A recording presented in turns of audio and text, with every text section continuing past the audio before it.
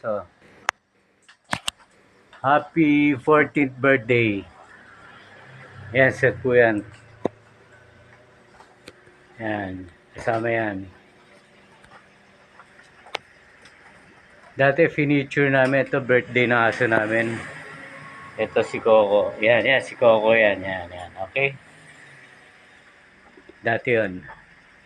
Noon pala noon. Nung nakaraan last week, birthday ni Coco. So, yan ang happy 14th balloon. O, ito ulit si Coco. Yan, si Coco namin. Okay, hanggang dito lang po guys ha. Kung gusto niyo magpagawa ng ganitong klaseng birthday balloons, gumagawa po kami yan. Yan, ang ganda. Oh.